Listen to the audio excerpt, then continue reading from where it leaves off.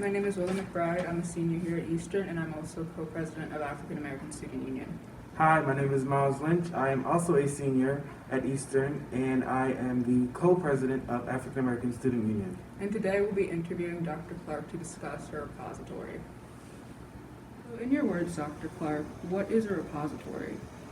So, the Eastern Cultural Responsiveness Repository is a resource that's part of the Eastern Cultural Responsiveness Initiative, which is a bunch of resources that Eastern has put together over the last 7 or 8 months since the summer to respond to things that are happening in pop culture and to meet the needs of students here at Eastern. As supervisor for the English department, how do you feel this repository will affect the way English teachers teach writing of minorities?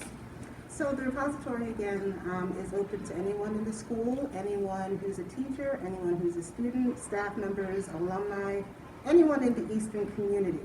So it's not currently an official part of the English curriculum, but I can say that there are already lots of ways that these figures and the writings, the works of African American writers have been incorporated into the English curriculum.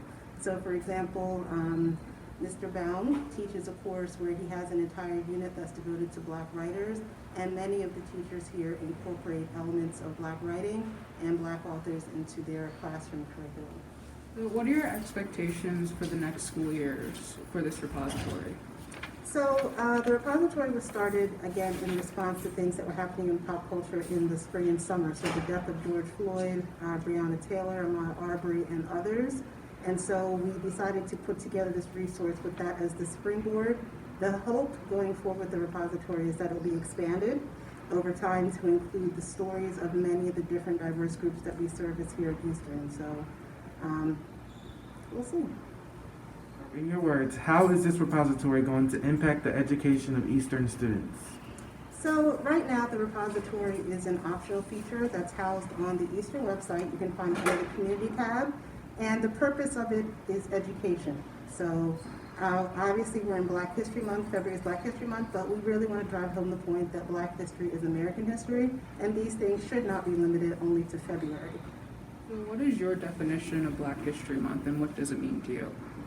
So Black History Month is a recognized time in American culture where people take the time to commemorate the achievements of Black Americans and our contributions to American culture. That does not mean, of course, that I think that February is the only time that we should do this, but it's a recognized time.